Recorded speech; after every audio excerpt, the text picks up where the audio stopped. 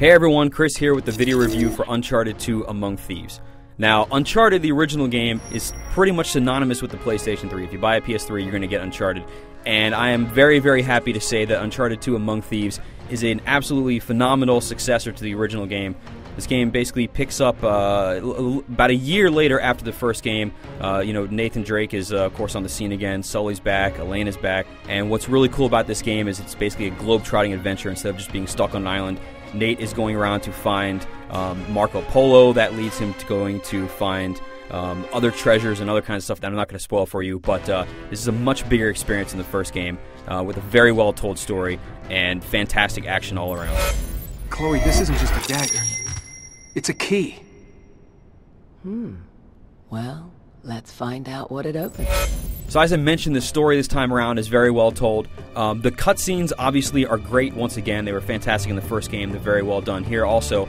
And once again, the voice acting is stellar. We have the same people from the first game with an expanded cast. Everybody is great this time. What's your angle on all this misery? You gonna plunder a few temples, loot the museum? It's nice to see you two. The first game was, and still to this day, easily one of the best looking titles on the PlayStation 3. And Uncharted 2 looks even better.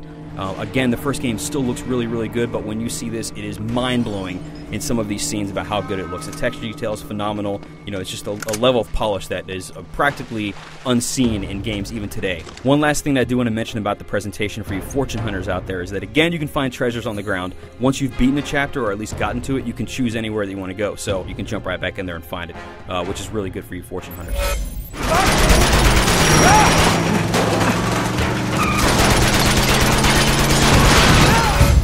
The very good thing about the game is that since it doesn't take place solely on an island this time around, you're going to be in Nepal, you're going to have some street fights, you're going to be up in the mountains and the snow. You will, of course, kind of go into like catacomb type stuff.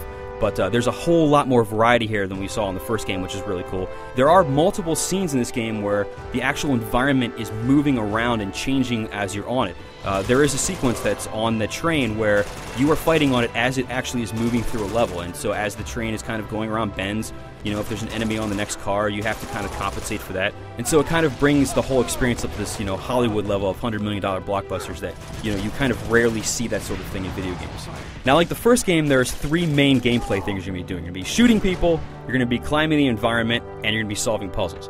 In terms of shootouts, basically, that works exactly the same as it was before. You can still take cover, but what's really cool is that the levels are set up to be much more vertical than they were before, and to give you a lot more option in what you're going to do.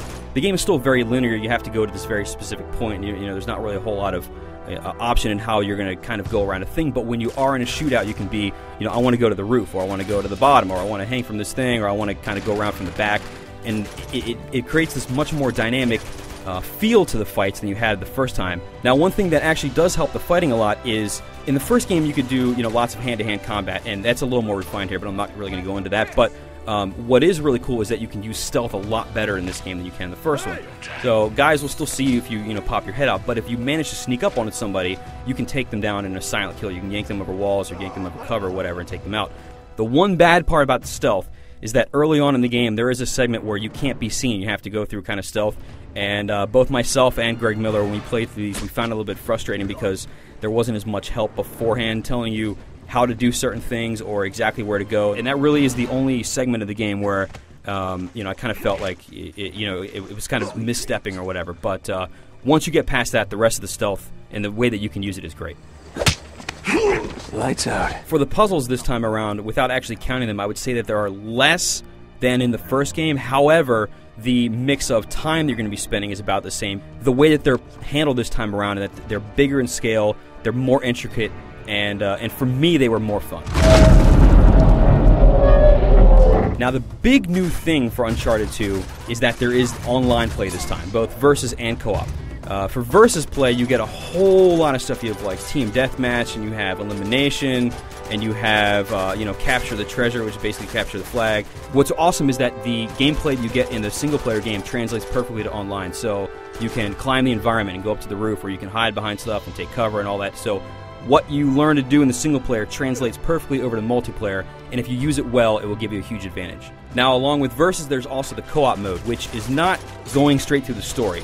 But what it is are kind of offset pieces taken from the story and kind of given a different goal. And you can play this with up to 2 other people, so you can have 3 people in these. Even on easy, co-op is not easy. It is very, very hard many times, but they are very intricate, they're very long, they're very, very fun, especially because they're difficult. And I don't imagine you beating all of them very, very soon, which is really cool because it gives you a lot of challenge to go in and play them again.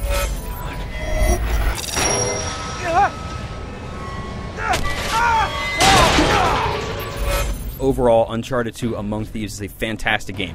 It's a great single-player experience with very, very few flaws.